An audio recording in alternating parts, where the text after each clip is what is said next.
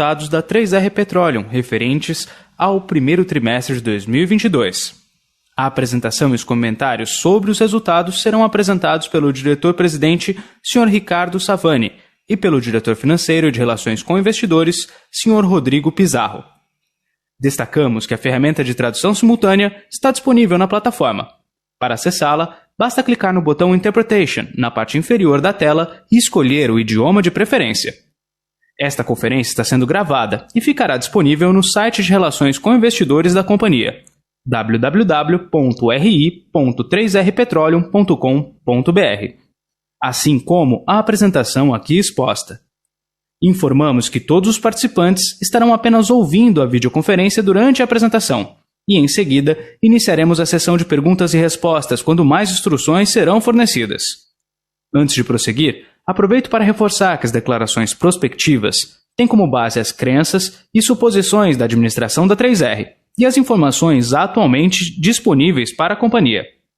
Essas declarações podem envolver riscos e incertezas, tendo em vista que dizem respeito a eventos futuros e, portanto, dependem de circunstâncias que podem ou não ocorrer. Investidores, analistas e jornalistas devem levar em conta que eventos relacionados ao ambiente macroeconômico, ao segmento e outros fatores podem fazer com que os resultados sejam materialmente diferentes daqueles expressados nas respectivas declarações prospectivas. Daremos início à apresentação passando a palavra para o Sr. Ricardo Savini. Por favor, Sr. Savini, pode prosseguir. Boa tarde a todos, bem-vindos à nossa apresentação de resultados trimestrais da 3R Petroleum. Nesse primeiro trimestre de 2022, nós apresentamos uma evolução operacional robusta, né, como a gente mostra aqui no slide. Em Macau, né, nosso primeiro ativo, que nesse mês agora de maio nós vamos completar 2 anos operando no final do mês, nós obtivemos aí mais de 36% de incremento de produção em relação ao primeiro trimestre do ano passado. Atingimos aí uma média de produção de petróleo, aqui não inclui gás, acima de 6.200 barris, também com um forte crescimento em relação ao último trimestre, né, do ano passado, de 2021. Em torno de 21% de incremento. A mesma performance a gente observa no Polo Rio Ventura, lá na Bacia do Recôncavo, no estado da Bahia, onde nós tivemos 36% também de incremento de produção, mas em relação a julho do ano passado, que foi o mês que nós assumimos as operações substituindo a Petrobras. Então nós já estamos aí tangenciando algo entre 900 e 1.000 barris, no Polo Rio Ventura, 943 de média no primeiro barris dia, né, de média no primeiro trimestre de 2022. Então, em ambos casos, uma performance operacional ascendente, e nós estamos muito felizes aqui com a nossa performance operacional, incluindo a segurança operacional também até hoje sem nenhum acidente incapacitante, nenhuma fatalidade, nenhum acidente sério em nenhuma de nossas operações.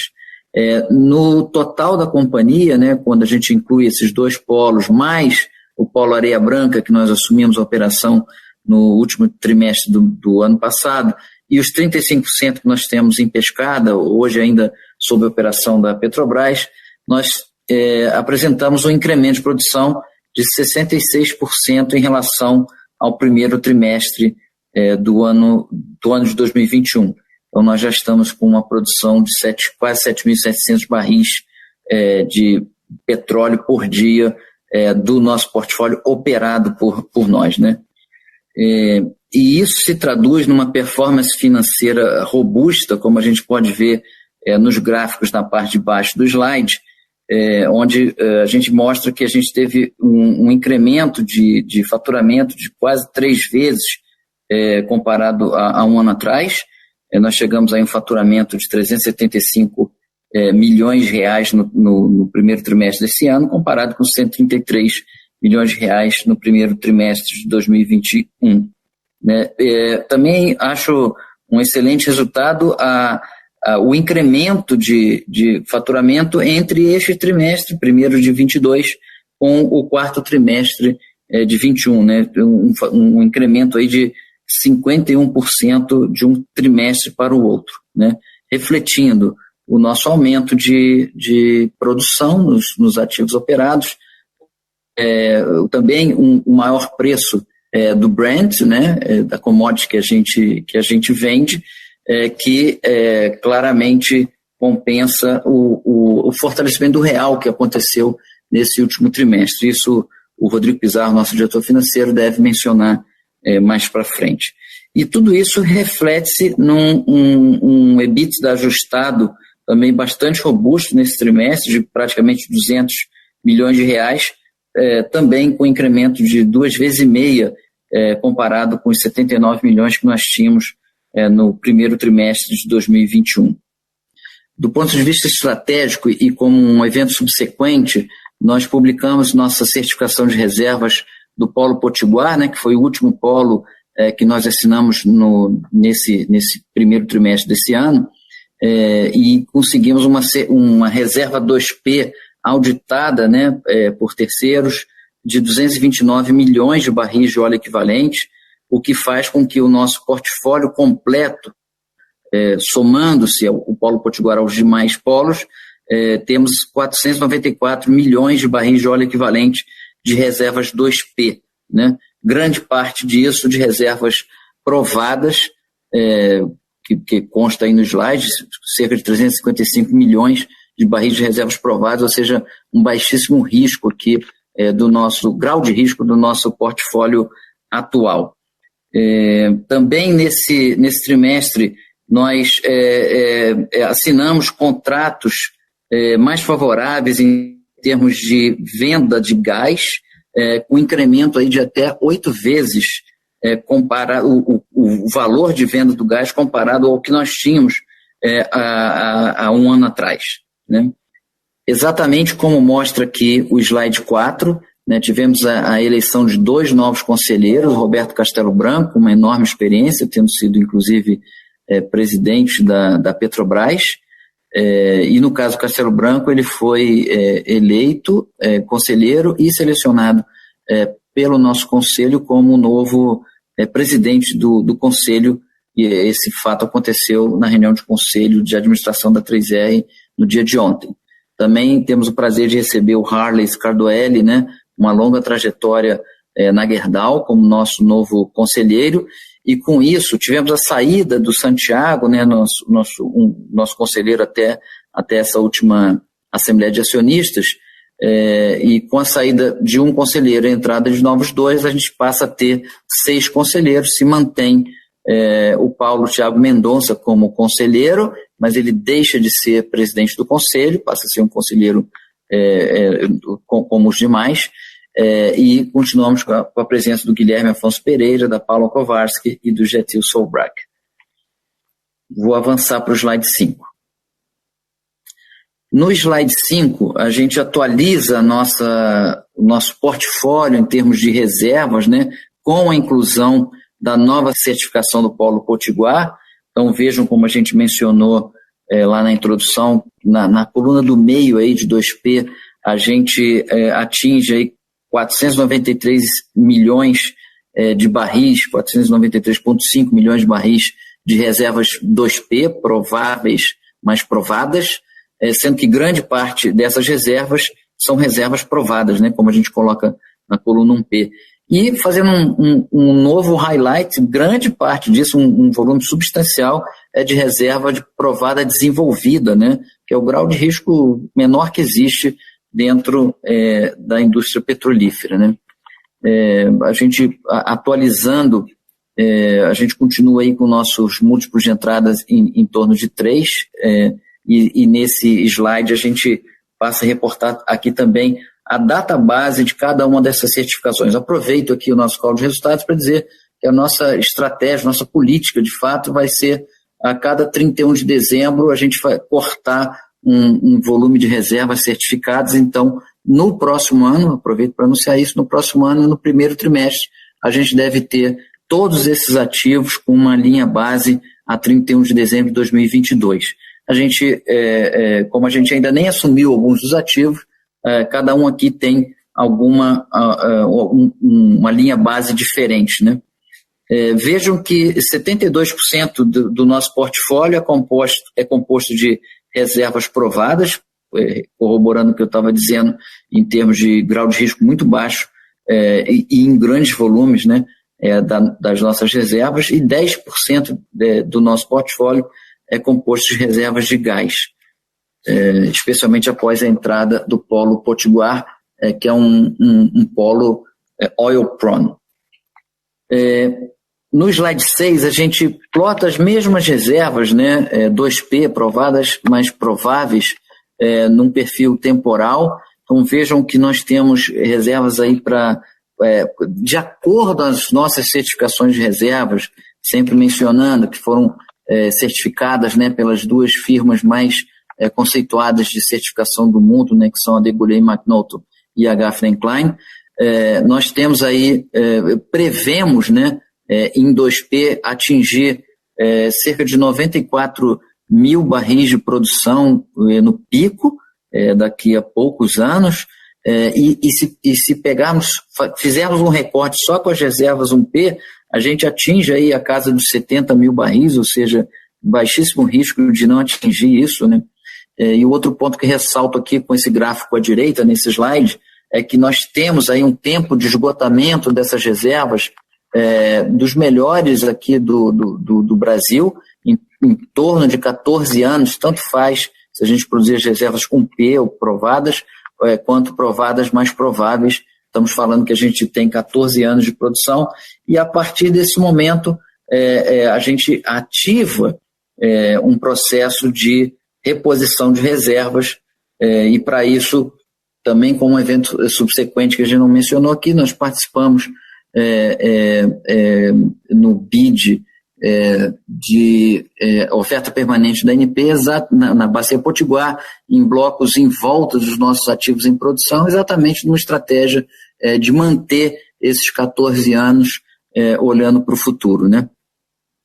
Aqui no slide 7, a gente mostra a curva de produção dos nossos dois principais ativos operados nesse momento, o Polo Macau em cima e o Polo Rio Ventura na parte baixa do slide, e fazendo um recorte temporal diferente do que a gente viu lá na introdução, mas com os números mais abertos. Vejam que a gente teve 36% de incremento de produção comparado a 12 meses atrás e 21% comparado com o último trimestre do ano de 2021, mas quando a gente abre, olhando um pouco à direita, quando a gente abre a produção mês a mês desse último trimestre, veja que a gente mantém o nosso passo ascendente de produção. Eu sempre gosto de ressaltar que a gente não garante que cada mês subsequente teremos uma produção maior do que no mês anterior, mas casualmente nesse trimestre isso aconteceu.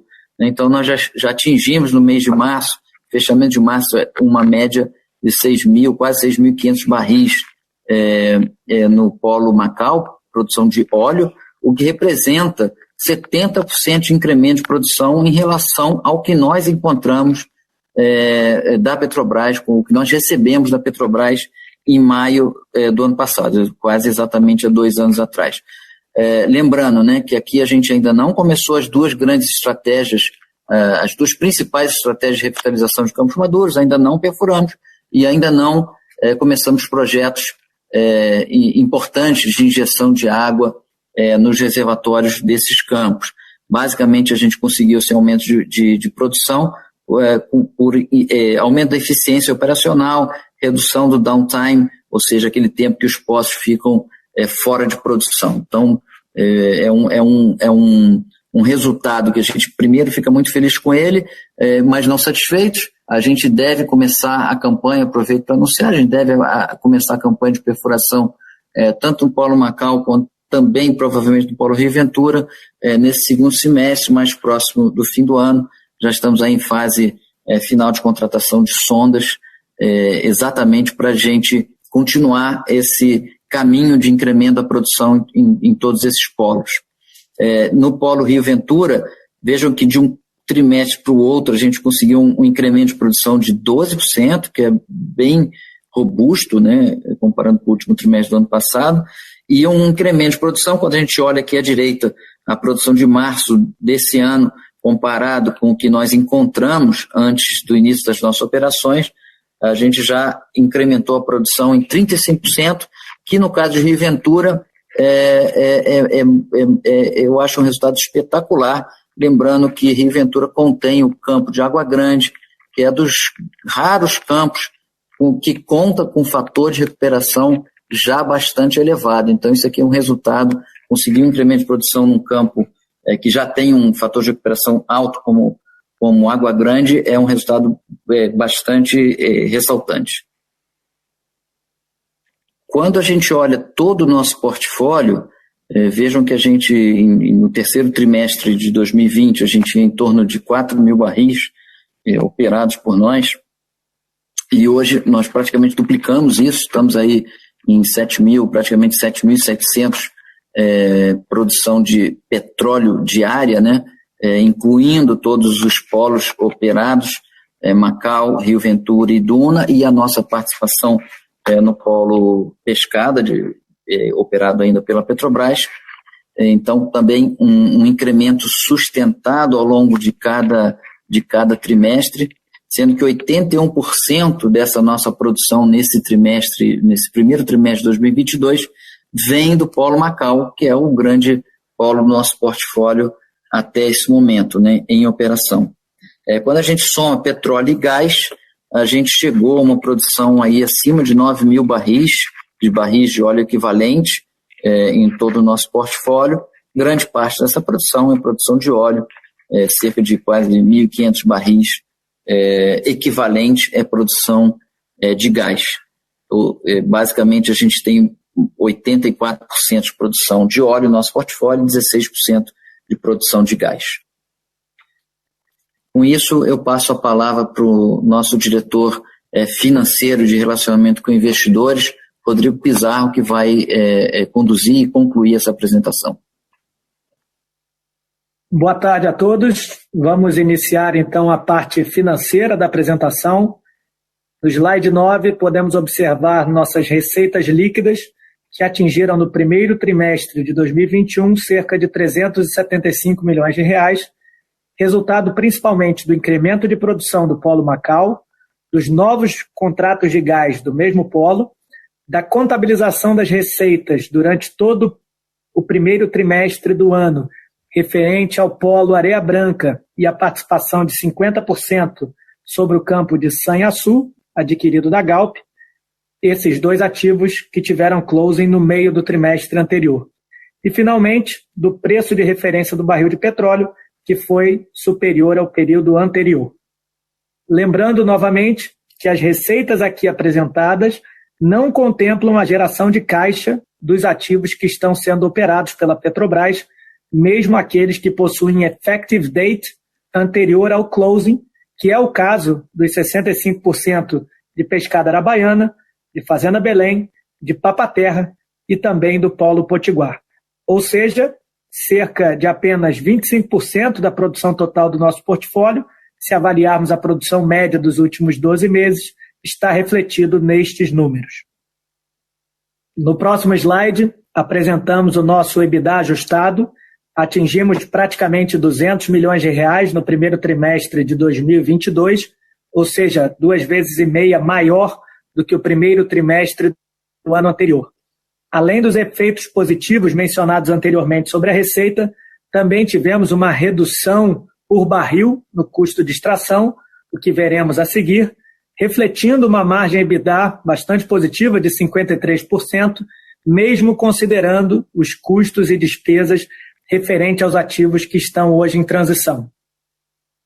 No slide seguinte, o slide 11, apresentamos o lifting cost consolidado da companhia, que caiu de $9,6 por barril de óleo equivalente para $9,2 por barril de óleo equivalente, mantendo a 3R com um nível de eficiência excepcional quando comparado com os seus peers na América Latina. Tivemos no trimestre uma redução importante no custo de extração do polo Macau, sobretudo pela diluição de custos fixos pelo incremento de produção. Também tivemos uma redução de lifting cost no polo Areia Branca, pelo redimensionamento de equipes e renegociação de alguns contratos. Por outro lado, tivemos maiores custos em Rio Ventura, exatamente por estarmos implementando no primeiro ano de operação o que tipicamente chamamos de backlog de atividades operacionais que não foram implementados pelo antigo operador ao longo dos últimos 5 anos, que são, então, praticados e implementados pela companhia nos primeiros 12 a 18 meses de operação pela 3R. Nos próximos trimestres, com a operação conjunta de Rio Ventura e do Polo Recôncavo, teremos sinergias e diluição de custo fixo em determinados contratos.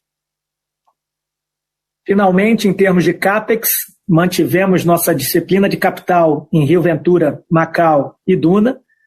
Os 13 milhões de dólares apresentados referem-se principalmente às atividades de intervenção em poços por sonda de workover, nos polos que estão em operação pela 3R. Temos no total 4 sondas de workover em operação, sendo 3 no polo Macau e 1 no polo Rio Ventura. Temos também uma parcela menor desses 13 milhões de dólares atribuída aos sistemas de TI, controle e automação à distância dos poços de Rio Ventura e de Macau, como nós implementamos ao longo dos últimos trimestres, sobretudo focadas no polo Macau e agora no polo Rio Ventura. No próximo slide, apresentamos a nossa posição de caixa. Fechamos o primeiro trimestre de 2022 com aproximadamente 338 milhões de dólares, sendo a maior parte aplicado em dólar. Em relação às nossas obrigações do portfólio, temos cerca de 1,7 bilhões de dólares, sendo 1,3 referente a pagamentos firmes, 263 milhões de dólares diferidos, sendo a maior parte referente ao polo Potiguar, que são 4 parcelas anuais de aproximadamente 59 milhões de dólares, pagas entre 2024 e 2027, e, finalmente, 159 milhões de dólares em parcelas contingentes, sendo a maior parte atrelada a determinadas condições de petróleo, produção e ou declaração de comercialidade de ativos offshore, Papa-Terra e Peroá. Em posição de hedge, no final de 2021, tínhamos cerca de 2.640 contratos. Em 31 de março de 2022, tínhamos no total 2.120 contratos ao longo dos próximos 18 meses, que possuem patamar fixo médio em aproximadamente $69 por barril, no caso dos contratos NDF, e patamar de call de cerca de $71 por barril para os contratos em formato collar. Isso representa cerca de 6.300 barris médios diários de óleo redeados ao longo de 2022 e cerca de 1.500 barris médios diários ao longo dos primeiros 9 meses de 2023, que estão redeados nestes patamares. Quanto ao nosso resultado líquido, tivemos um prejuízo contábil de 335 milhões de reais no primeiro trimestre do ano, impactado principalmente pelas despesas financeiras, são cerca de 525 milhões de reais, sendo 230 milhões de reais em função do caixa aplicado em dólar, como já mencionado, e a apreciação do real no trimestre em relação ao trimestre anterior. Também tivemos 82 milhões de reais de despesas realizadas de hedge no período e 170 milhões de reais de marcação a mercado negativa dos contratos futuros. Finalmente, no último slide, o slide 13, apresentamos os próximos passos da companhia. Reiteramos nosso foco no crescimento orgânico dos ativos já sob nossa operação e na transição operacional segura dos ativos que estão sendo operados pela Petrobras. Estamos antecipando tudo o que é possível para termos as ferramentas e sobressalentes assim que nós assumirmos os próximos polos que estão agora em fase final de transição junto à Petrobras. Destaco também, como podemos ver na foto ao lado, que temos os sistemas de geração gas-to-wire do Polo Macau para a produção de energia com nosso próprio gás, já em fase de comissionamento. Gradativamente, até o final do ano, vamos substituir 70% da energia consumida na rede por esses sistemas de geração própria. E quanto à estrutura de capital da companhia, mantemos a nossa estratégia de avaliar oportunidades para fazer frente às obrigações de portfólio da companhia, lembrando que o close de Potiguar estimado é para o início do ano que vem, que é a nossa maior obrigação de médio prazo. Com isso, concluímos a apresentação de resultados do primeiro trimestre de 2022 da 3R Petroleum e abrimos para a etapa de perguntas e respostas. Muito obrigado pela presença de todos. Obrigado. Iniciaremos agora a sessão de perguntas e respostas. Caso deseje fazer alguma pergunta por escrito, por favor, clique no ícone Q&A que aparece no canto inferior da sua tela e digite sua pergunta. Para fazer perguntas através do microfone, clique neste mesmo ícone e digite seu nome e companhia, ou clique em levantar a mão. Aguarde enquanto coletamos as perguntas. Nossa primeira pergunta vem do Sr. Pedro Soares. Sr. Pedro, seu microfone já está liberado. Boa tarde, Savini, Pizarro, vocês me escutam? Escutamos, Pedro. Boa tarde, tudo bem? Boa tarde, tudo bem por aqui também, obrigado. Vamos lá, eu tenho algumas perguntinhas, Pizarro e Savini.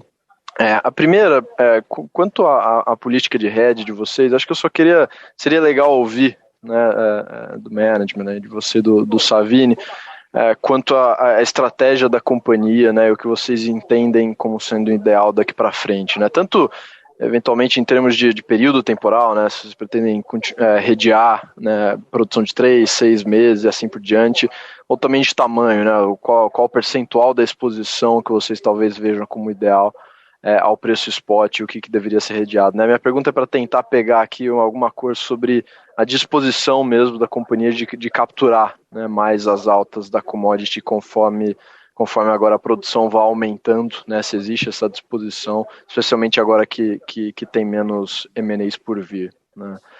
A segunda perguntinha seria, do lado mais operacional, vocês poderiam passar alguma ordem de magnitude quanto a esses potenciais cortes de custos derivados que você mencionou, Pizarro, do projeto de gas to wire, né? O de Macau está mais agora logo de cara, né, que deveria começar a ser comissionado agora no fim do semestre, mas também eventualmente uma ordem de magnitude também para eventuais outros campos, caso isso esteja no pipe de vocês. E se vocês puderem me permitirem uma última sobre alguma atualização aí sobre o timing dos próximos campos a serem operados. Obrigado. Pedro, obrigado pelas perguntas, ótimas perguntas. Vamos então endereçar a primeira sobre política de hedge. Basicamente, Pedro, o que a gente tem alinhado na administração, incluindo a aprovação em conselho, é de que a gente vai periodicamente avaliar qual é o nosso break-even para a geração de EBITDA, mais eventuais juros de dívida, se houver, mais eventual plano de CAPEX mínimo para que a gente tenha uma produção estável. Tá? Ao mesmo tempo, eu relembro que o nosso break-even na 3R, por ter um lifting cost bastante eficiente, por ter também futuramente um G&A bastante competitivo, e por toda a nossa estrutura de custos no Brasil, incluindo royalties, que também não são muito maiores, na verdade está na casa dos menores royalties entre países que produzem petróleo, a gente acaba tendo um break-even bastante baixo, e isso nos permite, num ciclo de alta de petróleo como o atual, poder redear um percentual bem menor para garantir esse break-even que eu mencionei, que é o break-even para geração de EBITDA, eventual juros e um CAPEX mínimo. Então, para dar uma ordem de grandeza, né, só para ser um pouco mais preciso na pergunta e na resposta em si, a gente pretende manter um hedge de cerca de 30% a 40% da produção ao longo dos próximos 12 meses, e no ano subsequente, já virando metade de 2023 para 2024, cerca de 15% a 20% da nossa produção planejada. Ou seja, a gente, seguindo o nosso planejamento financeiro, a gente teria pelo menos 60% da nossa produção sendo vendida a preços de mercado, flutuando, como toda empresa de petróleo, e um percentual ainda maior no ano subsequente. Tá? Então, a gente não pretende, Pedro, claro que se houver algum covenant de alguma eventual dívida que seja diferente disso, qualquer obrigação, mas, a princípio, a nossa intenção é sempre avaliar o percentual da produção como uma consequência desse cálculo que eu mencionei, e não simplesmente fixar um percentual, que isso pode, de fato, prejudicar ou exagerar o volume de hedging, ou fazer um hedging muito abaixo do que de fato a gente precisa para garantir o cumprimento das nossas obrigações e uma estrutura de capital bastante estável. Tá? Eu vou endereçar agora a segunda pergunta, sobre o gas to wire. Eu já havia mencionado algumas vezes em call de resultado que o custo de energia para campos onshore e de água rasa, eles variam entre 20% e 30%, com o aumento das tarifas de energia chegando a 35% do custo total de extração. E com o gas to wire, a gente tem a possibilidade de reduzir cerca de 40% do custo total de energia. Então, a partir daí, eu acho que fica fácil calcular qual é o benefício de se implementar o gas to wire. Basicamente, pegar o custo operacional, multiplicar aí por cerca de 30% a 35% e fazer um redutor de 40% a partir do momento em que a gente tem o gas to wire em operação, como teremos aqui em Macau até dezembro, gradativamente, né? A gente começa a ter o comissionamento e a operação dessa planta muito em breve e vai colocando e terminando a implementação até o final do ano. Aí o terceiro tópico... Não, pode falar. O terceiro tópico é sobre os closings que a gente tem por vir, né, os próximos ativos. Os próximos que a gente tem alguma expectativa de closing mais breve são os polos Recôncavo, em que já foi até a público, né, uma aprovação praticamente final da ANP. Então, restam pequenas pendências, a gente aqui não tem expectativa que isso perdure por mais do que 2 semanas, a gente espera que seja bem breve. Quanto ao polo Fazenda Belém, também ele já está numa fase bastante final, e também o polo Peroá, que aí a aprovação, lembrando, por ser um ativo offshore, também depende da aprovação final da transferência das licenças pelo IBAMA. Tá? Então, a gente também está numa fase final, ou seja, aqui no horizonte provável de 3 meses, a gente deve ter esses ativos já em operação na 3R. Papa-Terra na sequência, tá? Então a gente aqui também está bastante avançado em todas as atividades que a 3R pode acelerar, ou seja, contratação de fornecedores. No caso de Papa-Terra, por exemplo, o grande operador, que é o que a gente chama de contrato de OIM, operação e manutenção, também já está em fase final de negociação. Os contratos de apoio logístico e de suporte à operação offshore já estão também em fase bastante avançada.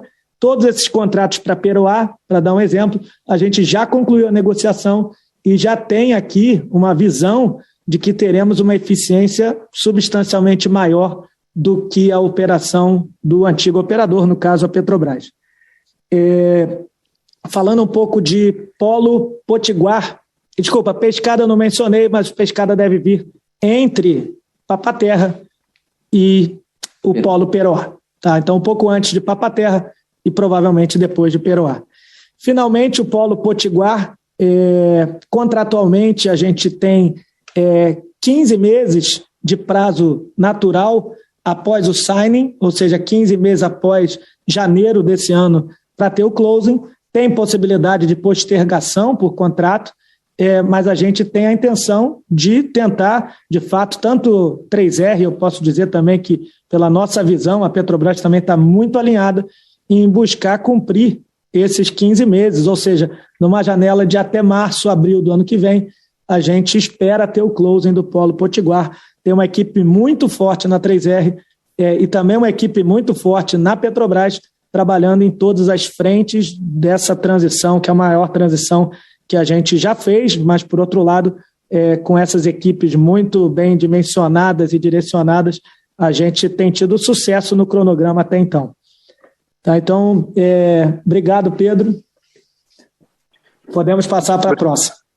Obrigado, Pizarro. Bastante claras as respostas. Nossa próxima pergunta vem do senhor Vicente Falanga Neto. Por favor, senhor Vicente, seu microfone já está liberado. Obrigado, Savini, obrigado, Pizarro. Eu tinha algumas aqui também.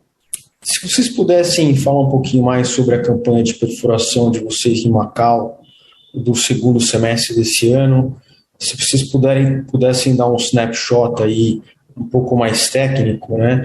Primeiro, qual mês que está prevista para começar? Qual companhia de serviços deve perfurar para vocês?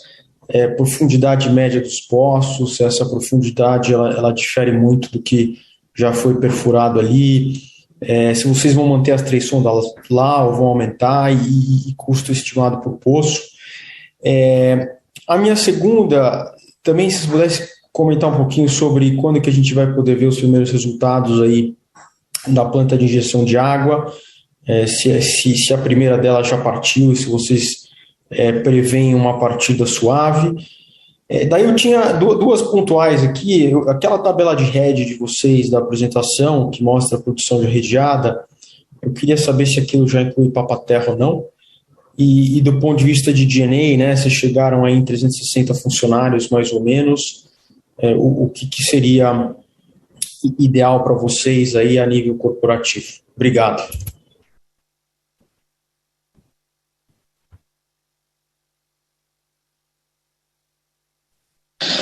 Obrigado, Falanga, pela pergunta.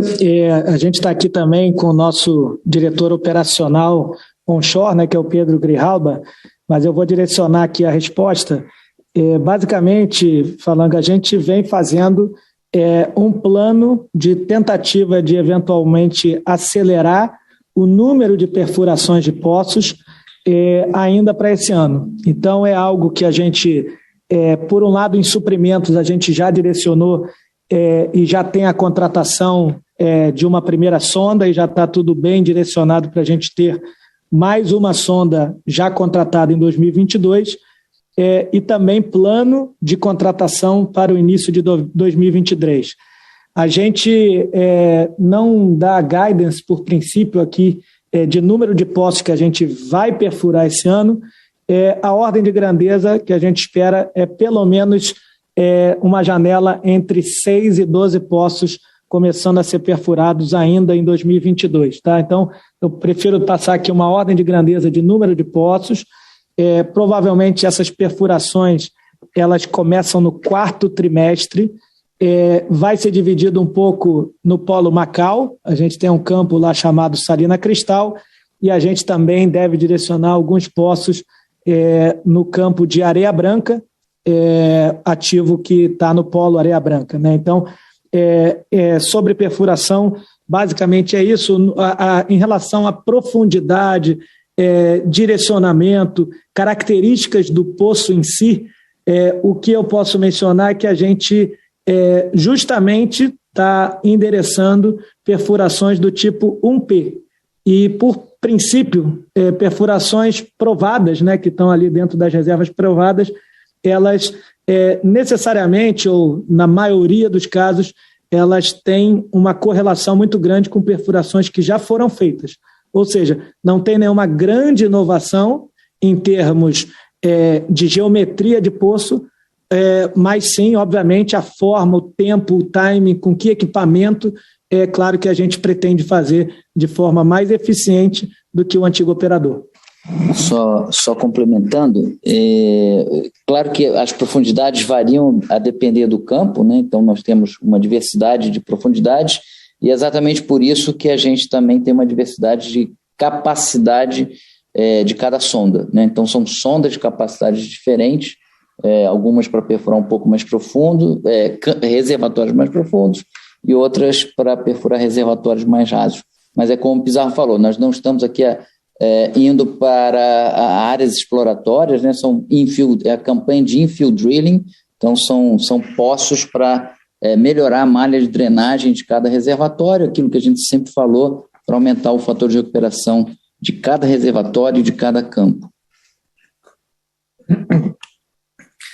Falanga, endereçando aqui a sua segunda pergunta sobre a planta de separação, a gente até pretende, só um detalhe aqui, colocar foto aqui da planta na nossa próxima apresentação institucional da companhia.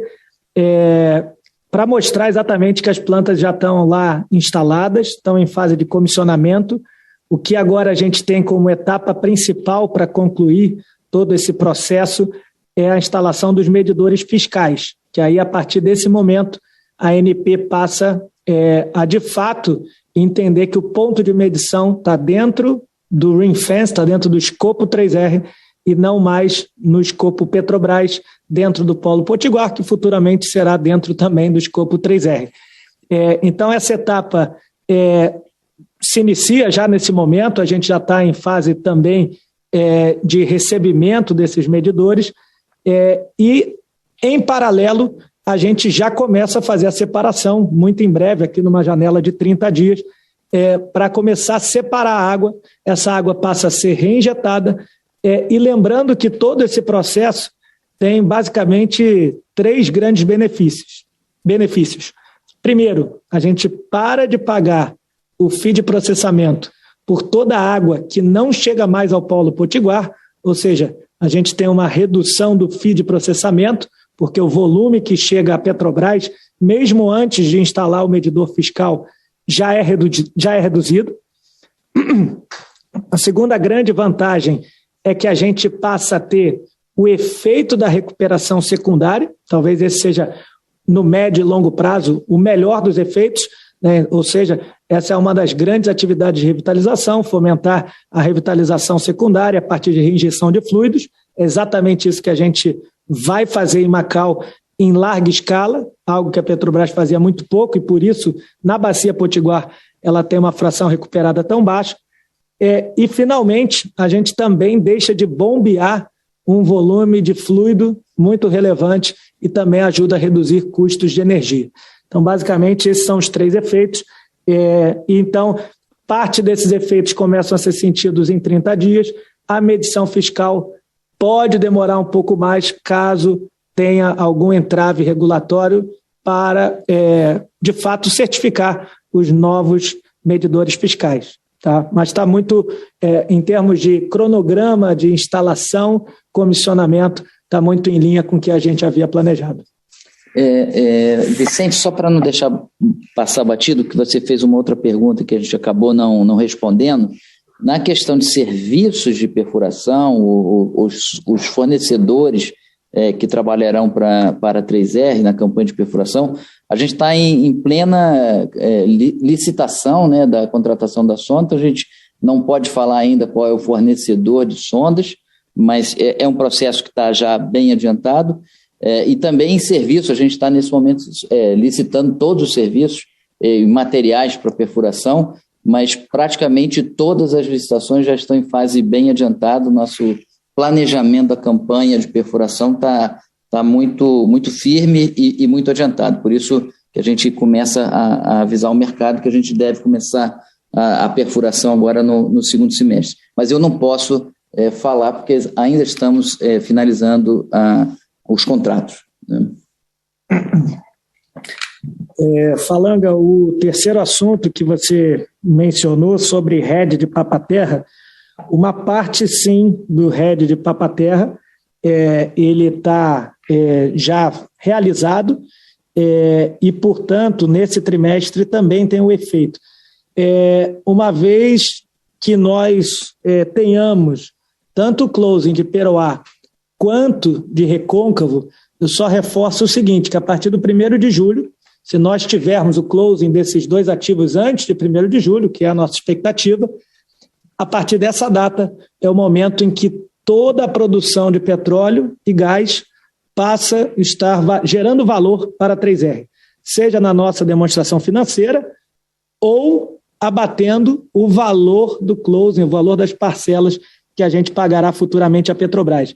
Então, para a gente é sempre muito importante, quando a gente avalia quanto que está feito de RED, quanto que a gente vai produzir, lembrar sempre que a gente também pondera não só pelos ativos que de fato estão sendo operados pela 3R, como também aqueles que estão gerando caixa em favor da 3R. Se a gente olhar para o futuro e olhar todas as posições que a gente tem, cerca de 20% a 25%, dependendo aqui planejamento financeiro, de qualquer ponderação. Vou tentar falar um pouco em ordem de grandeza, até talvez baseando mais num planejamento que está apresentado na certificação de reserva, mas algo entre 20% e 25% da produção de 2022 ela está protegida, e a gente vem fazendo um hedge, não em larga escala, mas sim um hedge com uma certa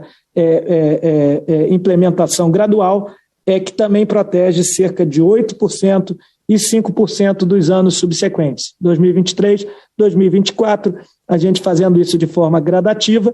Obviamente, nossa intenção aqui é buscar o preço médio do período, sem nenhum viés especulativo, de modo que a gente atenda aquele primeiro cálculo que eu mencionei ao Pedro Soares, de sempre buscar proteger as nossas obrigações correntes.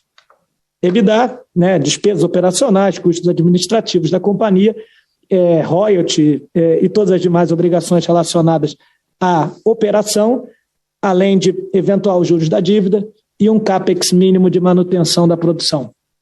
Tá? Finalmente, falando a sua última pergunta, né, sobre o número de profissionais, a gente encerrou o primeiro trimestre com cerca de 360 profissionais. Esse quadro ele está totalmente compatível, não só com as operações atuais, como também para 100% preparado para os polos Peroá, Recôncavo, grande parte de Fazenda Belém, grande parte também de Papa-Terra, mas, claro, toda a equipe principal do Polo Potiguar ainda será construída ao longo do tempo. Então, a gente ainda não tem aqui o número fechado do quadro após a aquisição do Polo Potiguar. O que a gente já tem dentro de casa, já dentro desse número de profissionais apresentados, são vários dos principais líderes da operação também do Polo Potiguar. Ou seja, tem incremento em número de profissionais? Com certeza teremos. São os profissionais líderes da operação ou da direção da companhia? Não. Então, assim, a parte mais pesada e, mais objetivamente, mais cara da nossa pirâmide, ela está constituída, está dentro de casa. Então, daqui para frente, é por isso que a gente sempre menciona que é uma tendência natural que haja uma diluição de custo fixo e, portanto, quando a gente olhar a operação full já no segundo trimestre de 2023, se nós tivermos o closing no primeiro trimestre, a gente já tem um patamar muito competitivo, planejado, de G&A por barril. Obrigado, pessoal. Muito, muito claras as respostas. Obrigado. Lembrando que para fazer perguntas, basta digitá-la no campo Q&A ou digitar seu nome, companhia no campo Q&A ou pressionar levantar a mão. Nossa próxima pergunta vem do senhor Leonardo Marcondes. Senhor Leonardo, seu microfone já está liberado. Fala pessoal, tudo bem? Boa tarde, obrigado por pegarem minhas perguntas. Bom, minha primeira pergunta é sobre Macau. Queria entender se esse aumento que a gente viu na produção no primeiro trimestre está de alguma forma relacionada às negociações de mudança na metodologia de medição da produção com a Petrobras, né? Relembrando aquele fato relevante que vocês soltaram, se não me engano, em agosto ou setembro do ano passado. E se sim, né, quanto de desconto vocês estão vendo na produção hoje em dia do ativo? Tá? Aproveitando aqui, minha segunda pergunta é sobre o Papa-Terra. A gente tem visto a produção do ativo cair desde agosto e nos últimos 2 meses o campo não produziu, né, fevereiro e março. Né? Queria saber se vocês poderiam compartilhar então um update operacional das plataformas do campo, se vocês conhecem o motivo dessa queda de produção e etc. Obrigado. Obrigado pelas perguntas. Sobre Macau, depois de todo o trabalho, né, conjunto entre 3R e Petrobras no segundo semestre do ano passado, a questão da medição foi bem estabilizada, né? Nós fizemos a revisão de todos os medidores, não só dos 2 medidores das operações da 3R, mas também de todos os medidores da Petrobras na bacia Potiguar. Então, agora, todos os medidores estão calibrados com a mesma régua, né, que sempre foi a nossa tese de que isso era necessário para uma boa contabilidade da produção, e a gente está satisfeito com a medição nesse momento, e também estamos aí há poucas semanas, né, de comissionar nossa planta de separação de óleo e água. Isso vai deixar de ser, inclusive, um nicho, né? Então, respondendo assim, te digo que a produção, o incremento de produção no polo Macau é totalmente resultado da eficiência operacional maior que a gente tem conseguido no polo, e o resultado também de alguns workovers que nós fizemos em poços existentes, né? Lembrando que a gente está preparando ainda a campanha de perfuração, mas tem algum capex associado à entrada em novos reservatórios de poços antigos, né? E isso tem trazido nova produção, tanto em Macau quanto em Rio Ventura também, né? Então, basicamente é isso. Sobre Papa-Terra, eu começo respondendo aqui, talvez se o Pizarro quiser complementar, mas sim, a produção, lembrando, essa operação ainda não está sob nosso controle, é a Petrobras que vem operando junto com um sócio, né, que é o MTI, e nós estamos acompanhando. Realmente a plataforma está há 2 meses realizando uma série de manutenções, algumas não programadas e outras programadas, e o acordo, bem, é importante dizer que nós hoje estamos trabalhando já muito dentro da plataforma com a equipe nossa, né, junto com a Petrobras. Então nós estamos completamente acompanhando tudo que está acontecendo nas plataformas da concessão de Papa-Terra, e basicamente o acordo com a Petrobras é que a Petrobras complete essas manutenções antes de nos passar a operação do ativo. Então esse é o acordo, e por isso a gente preferiu até que a Petrobras realizasse essas manutenções nesse momento, para que a gente não tenha problemas no início da nossa operação, que seria, acho que, muito ruim, tanto para a 3R quanto para a própria Petrobras, né? Então, acho que esse é o ponto. Lembrando, é um ativo de óleo pesado. Um dos problemas, para ser dar um pouco mais de cor, um dos problemas é na caldeira da plataforma. Caldeira é algo muito importante num óleo tão pesado e viscoso, né? Você precisa ali de calor, né, para o tratamento do óleo. E é essa caldeira que está passando por uma manutenção bastante forte. Eu acho que só complementando, mas reforçando a mensagem do Savini, o planejamento junto à Petrobras é que ela conclua a manutenção tanto das caldeiras e de outros equipamentos, e inspeção de tanques, de modo que a 3R assuma os ativos 100% operacionais. Não houve mapeado qualquer problema em relação a poços, ou seja, a capacidade de produção se mantém, ou seja, foi uma parada para manutenção, exatamente porque nós temos o nosso time já embarcado, sob a liderança do Maurício Diniz. Lembrando que o Diniz era um gerente executivo e depois um gerente geral da Petrobras, também muito ciente, desde que nós estamos operando, de quaisquer necessidades de manutenção do ativo. Isso vem sendo feito, e para a gente, né, eu acho que a grande boa notícia é que a gente assume a plataforma. São plataformas bastante novas, em perfeitas condições de operação. Isso, se a gente comparar com outras experiências de outras empresas em plataformas mais antigas, isso poderia ser uma dificuldade, poderia ser um desafio no início de uma operação offshore, como não é o caso. Eu vou até fazer o link aqui com uma pergunta que veio por escrito, que eu acho que a gente já respondeu parcialmente, que questionava também sobre as paradas de produção em Papa-Terra, e aqui também tem uma pergunta relacionada quanto a Malombé. Malombé é um dos campos do cluster Peroá, é um campo onde a Petrobras já fez uma descoberta.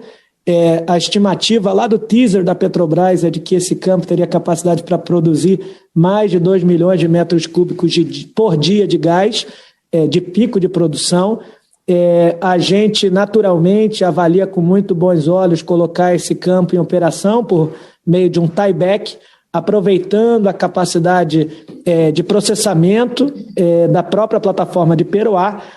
A gente já tem um primeiro estudo interno, né, o que a gente chama de FEL 1, concluído dentro de casa. A gente já está fazendo avaliações para ter aqui uma confirmação do CAPEX planejado e no momento correto, né, no momento em que a gente tiver já uma pressão adequada, um declínio maior da pressão dos campos de Peroá-Cangoá, a gente certamente vai colocar esse campo por tieback para ser produzido por meio da plataforma de Peroá-Cangoá. Também é uma plataforma 100% própria, que começou a operação em 2009.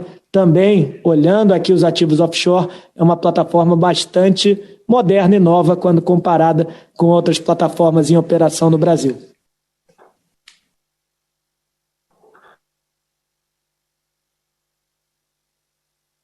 Tá perfeito, pessoal. Obrigado pelas respostas. Nossa próxima pergunta vem do senhor Tasso Vasconcelos. Por favor, senhor Tasso, seu microfone já está liberado. Oi, pessoal. Boa tarde. Obrigado por pegar minhas perguntas e parabéns pelo resultado. Acho que eu tenho duas perguntas. A primeira em relação ao Polo Potiguar. Como que estão as conversas com potenciais parceiros? Segue a ideia de ter eventualmente um parceiro com equity? Como que está o apetite de potenciais investidores? E do lado de funding, o que vocês têm visto da janela de oportunidade com toda essa volatilidade global, taxas, demanda de investidores? Qualquer update nesse sentido seria muito, muito bem-vindo. Uma segunda pergunta, talvez mais um follow-up das conversas com fornecedores, licitações. Vocês já comentaram bastante de Macau e Papa-Terra, mas eu entendo que uma parte relevante do CAPEX se acelere a partir do momento que vocês, de fato, assumirem a operação dos demais ativos. Então, queria entender se essas conversas que vocês comentaram, essas licitações, se elas já envolvem também as contratações para esses ativos que ainda estão pendente o closing, se vocês estão vislumbrando algum tipo de dificuldade na contratação, talvez um supply mais short, e em relação à inflação e esse mercado de oil and gas um pouco mais aquecido, vocês têm sentido um certo aumento nos custos de contratações, custo de aquisição de equipamentos ou algo nesse sentido? Seriam essas minhas duas perguntas. Obrigado. Maravilha, Tasso, muito obrigado. Endereçando a primeira pergunta sobre o Polo Potiguar, vou aproveitar para fazer um comentário à parte da sua pergunta, mencionando que com a infraestrutura do Polo Potiguar, ou seja, toda a tancagem, 1,8 milhão de barris, mais a nossa capacidade de exportação, associado também à infraestrutura existente do FPSO de Papa-Terra, a gente passa a ter, do nosso portfólio, capacidade para exportar de forma independente, vender esse petróleo em larga escala, mais de 90% da nossa produção podendo ser vendida para terceiros, para trading companies, para quaisquer outras empresas, em acordos eventuais de longo prazo, sem depender de qualquer terceiro. Fiz esse comentário para dizer que é muito natural que uma infraestrutura desse tamanho, de larga escala, traga um interesse muito grande de potenciais parceiros. Então, eu posso mencionar aqui que basicamente todas as trading companies que atuam no Brasil ou têm rota próximo à costa brasileira, eles estão em contato com a 3R, buscando parcerias ou estratégicas, ou estratégicas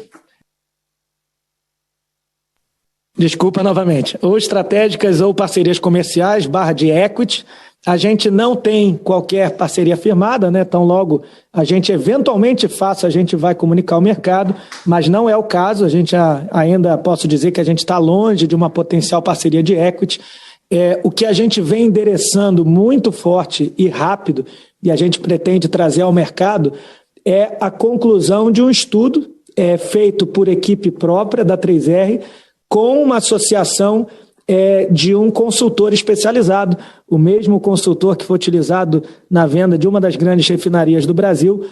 A gente contratou essa empresa que tem membros focados em trading, membros focados em refino, membros focados em infraestrutura de refinaria, e de estocagem, ou seja, a gente quer trazer ao mercado como se fosse uma certificação de reservas, porém uma certificação da capacidade tanto técnica quanto um valuation, né, uma valorização, uma avaliação do valor desse mid e downstream, por vários motivos, né, mas um deles é, de fato, trazer ao mercado exatamente a nossa visão interna sobre esse ativo, que é algo realmente um diferencial do Polo Potiguar, na nossa visão, em relação a qualquer outro polo da costa brasileira.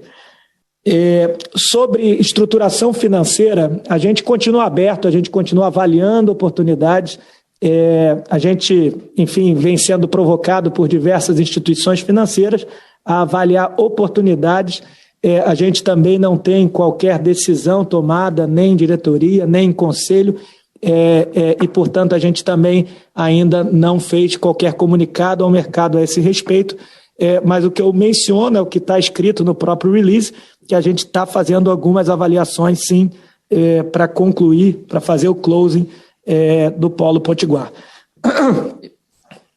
Sobre a segunda pergunta, sobre a potencial inflação, né, dos custos de bens e serviços, obviamente, né, isso é conhecido na indústria de óleo e gás. Eu acho que na indústria de commodities, de forma geral, há um paralelismo muito grande entre salários e custos de bens e serviços com a curva da commodity, né, aqui no caso do Brent. Então, a gente sempre esperou que com um crescimento tão forte da curva de petróleo do Brent, a gente tivesse algum nível de crescimento dos custos. Mas veja que no nosso resultado, nesse trimestre, a gente apresenta uma queda, né, do nosso lifting cost do portfólio operado por nós, né? Então, por enquanto, isso é só para dizer que por enquanto está tudo sob controle, mas a gente tem que olhar para o futuro e esperar. A gente espera que haja algum nível de inflação nos custos. Nesse momento, sendo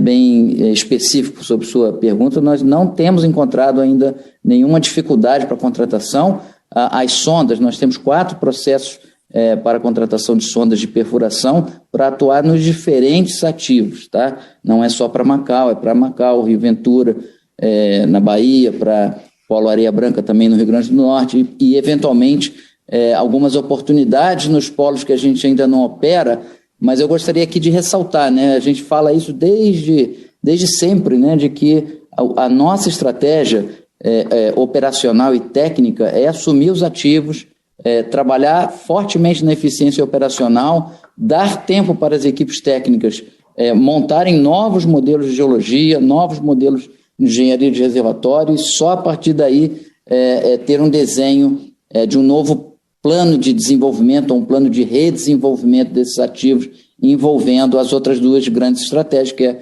perfuração em fio e injeção de fluidos, né, para a recuperação da pressão dos reservatórios. Então, tudo isso a gente sempre coloca a partir do 3º ano, né? Então, são 2 anos de estudo dos campos, né, que a gente assume, e é exatamente isso que nós estamos fazendo em Macau.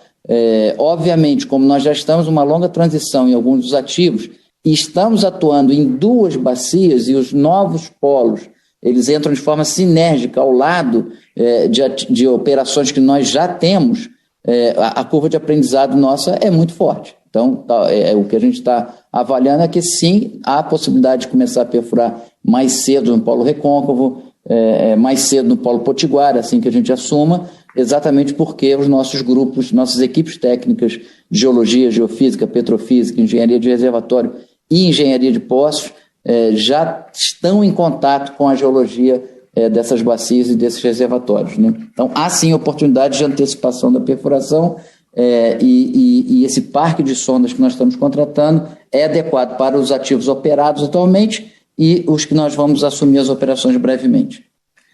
Só 2 pequenos adendos. O primeiro bastante óbvio, né? Mas o impacto da inflação ele é significativamente menor do que incremento da curva de petróleo. A tendência natural é o incremento, a melhoria das margens operacionais, a margem EBITDA da companhia. O segundo aspecto que eu também reforço em relação a plano de CAPEX de modo geral, é que, tendo o portfólio substancialmente onshore e águas rasas, como é o caso da 3R, a gente também tem um diferencial competitivo, né, um diferencial, de fato, muito relevante de termos um planejamento de investimento que pode ser alterado tanto para acelerar quanto para postergar de uma forma muito mais flexível do que um planejamento de um portfólio exclusivamente offshore. Ou seja, no onshore a gente tem um horizonte de 6, 8, 10 meses de plano de CAPEX que pode ser alterado.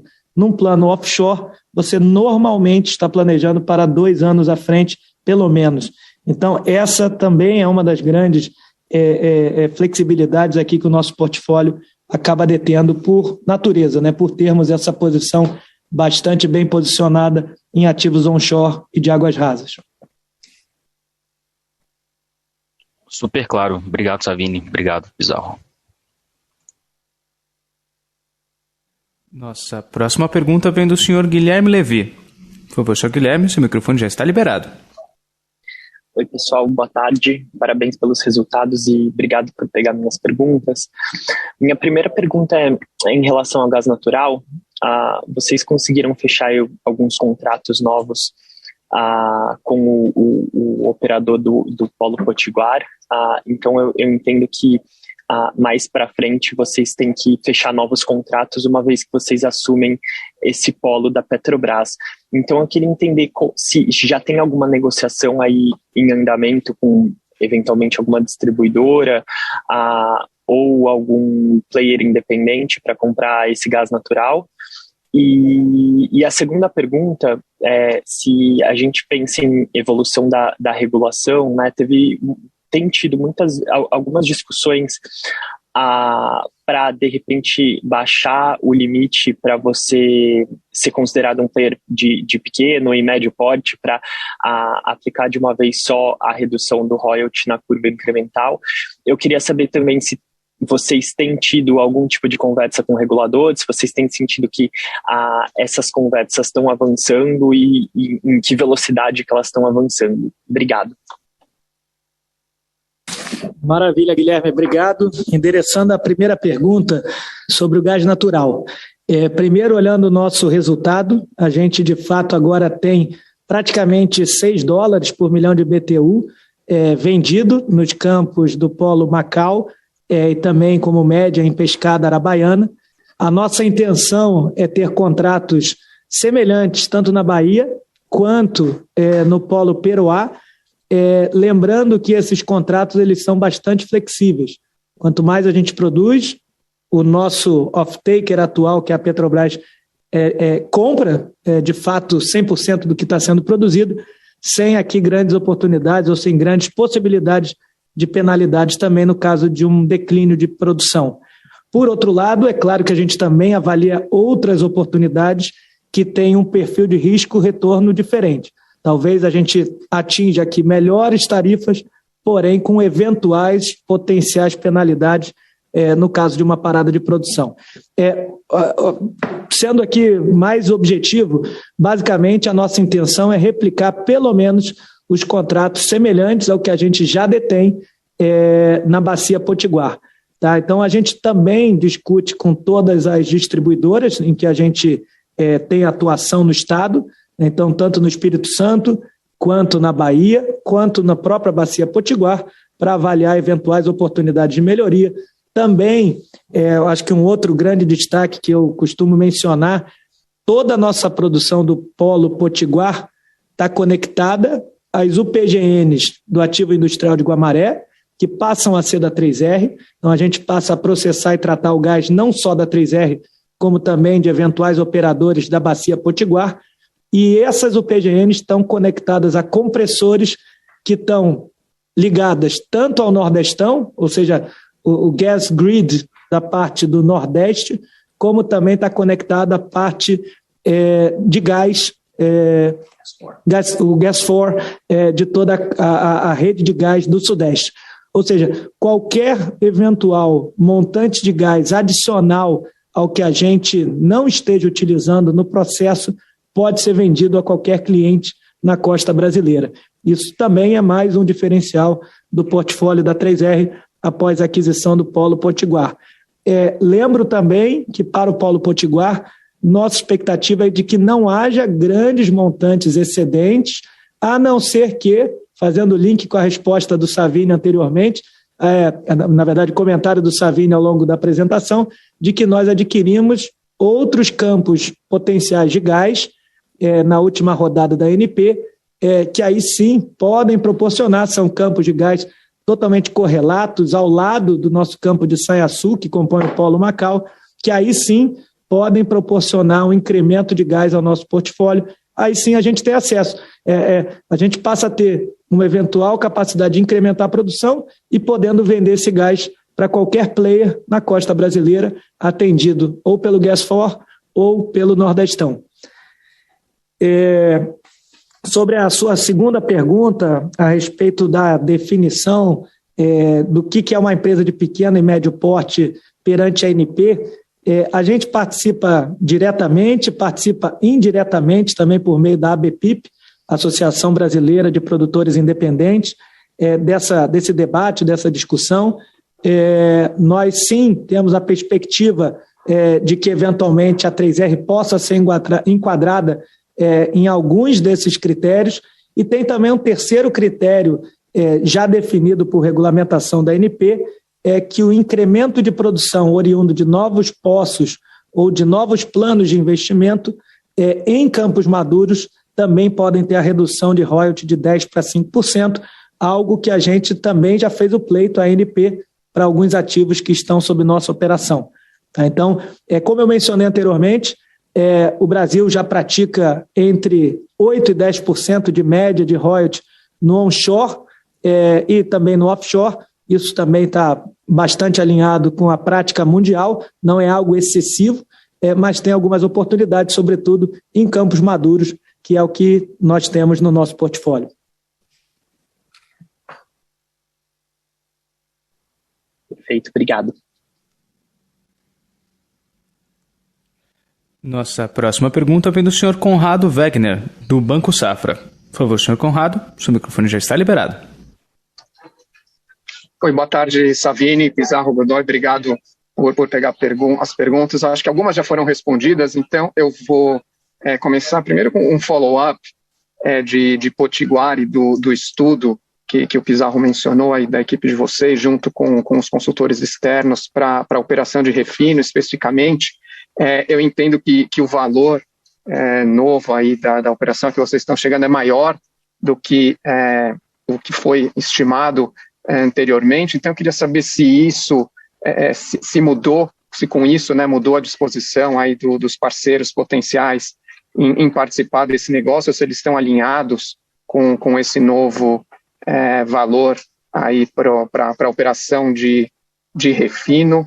E uma outra pergunta aqui, mudando de assunto, tá, mas considerando aí a geração de caixa dos ativos em transição, a que vocês já têm direito, Fazenda Belém, Papa-Terra, outra parte de pescada, se vocês têm uma estimativa aí que vocês possam dividir com a gente de quanto está esse valor acumulado aí do fluxo de caixa dessas operações que vai ser abatido dos valores a pagar para frente. Obrigado. Obrigado, Conrado. Endereçando aqui suas perguntas, primeiro sobre o Polo Potiguar, eu já comentei também em outra call de resultados que a 3R, quando avaliou o Polo Potiguar, fez a sua análise típica para os ativos de upstream, e para a parte de mid e downstream, a gente fez uma análise bastante conservadora, utilizando premissas da Petrobras, premissas básicas que estavam mencionadas no teaser e toda a documentação que foi disponibilizada aos participantes. E, de fato, como você mencionou, cada vez mais que a gente estuda, avalia, discute com potenciais parceiros e também aprofunda os estudos com essa empresa especializada, a gente verifica que temos aqui potenciais bons upsides no ativo e que isso, de fato, para viabilizar uma eventual parceria de equity, precisa ser mais discutido ao longo dos próximos meses.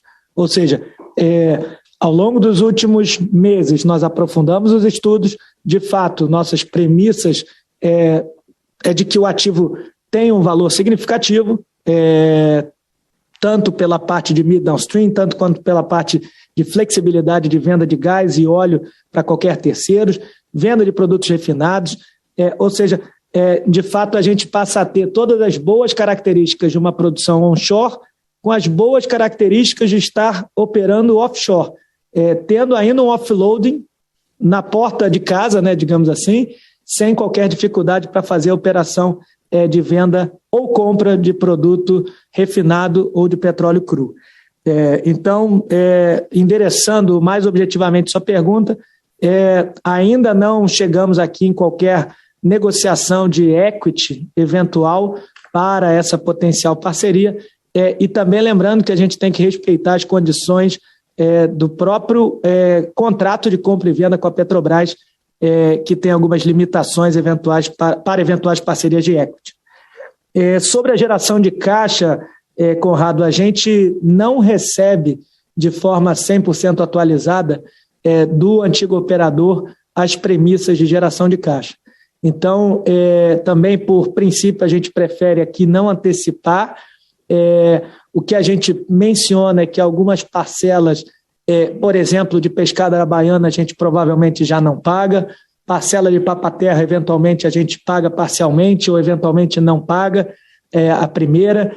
E para o Polo Potiguar, aí sim é onde a gente tem uma grande oportunidade de geração de caixa, em função do upstream, lembrando que é da produção de óleo e gás que a gente tem a geração de caixa, por 6 meses a eventualmente 9 meses, a gente pode ter um volume significativo que vai ser abatido daquela parcela que é de 1,04 bilhão de dólares, que a gente teria que pagar no closing. Essa parcela vai ser reduzida, pode ser algo na casa de 50 a 150 milhões de dólares, dependendo aqui de premissas de Brent, dependendo das premissas operacionais da Petrobras, dependendo de eventual CAPEX que a Petrobras implemente no período. Ou seja, é uma janela grande, com algumas premissas, mas em qualquer cenário é um volume significativo, bem maior do que a geração de caixa que nós já tivemos até o momento dos outros ativos. Tá legal, tá ótimo. Obrigado, Pizarro. A sessão de perguntas e respostas está encerrada. Gostaria agora de passar a palavra ao Sr. Rodrigo Pizarro para que faça as considerações finais da companhia. Por favor, Sr. Rodrigo. Obrigado, pessoal. Muito obrigado pela call de resultados e pela participação de todos. De fato, a gente está muito feliz com os resultados que nós atingimos. Basicamente, aqui um incremento substancial de produção, tanto por crescimento orgânico em Macau, quanto pelos takeovers que nós tivemos, né? Esse é o primeiro trimestre full, tanto da participação de Sanhaçu, que nós compramos da Galp, como também da produção do Polo Areia Branca, que nós compramos também no meio do último trimestre. A gente também muito satisfeito com a nossa equipe operacional, liderada pelo Pedro Grijalba, com redução de custos operacionais de modo geral no nosso portfólio, também efeito dessa diluição de custo fixo. E a gente aqui vem trabalhando muito forte. Eu acho que é uma mensagem geral que a gente tenta sempre repassar aos nossos investidores e a todos que participam nas nossas comunicações ao mercado, de que, de fato, o foco atual da companhia é a transição efetiva, rápida, eficiente e segura de todos os ativos que estão por vir. E a gente não fica aqui aguardando, né? De fato, por exemplo, enquanto a gente aguarda a aprovação final para a transferência do Polo Recôncavo, a gente vem acelerando tudo que é possível, ou seja, deixando sondas prontas para serem mobilizadas, equipes prontas com sobressalente, ou seja, a gente eventualmente consegue endereçar aquilo que o Savini mencionou anteriormente, ou seja, acelerar o incremento de produção. Para remarcar aqui, em menos de 10 meses a gente já incrementou 35% de produção em Rio Ventura. Isso é muito factível para o Polo Recôncavo, dado exatamente o nosso posicionamento estratégico já na bacia e como o Savini também bem mencionou, lembrando que os ativos onshore e de água rasa que nós estamos adquirindo já estão em polos, são todos em bacias que a 3R já tem uma atuação bastante efetiva. Ou seja, facilita, diminuem os desafios, aumentam as lições aprendidas e a gente espera aqui poder continuar nos próximos trimestres com os bons resultados que nós tivemos no primeiro TRI de 2022. Muito obrigado a todos.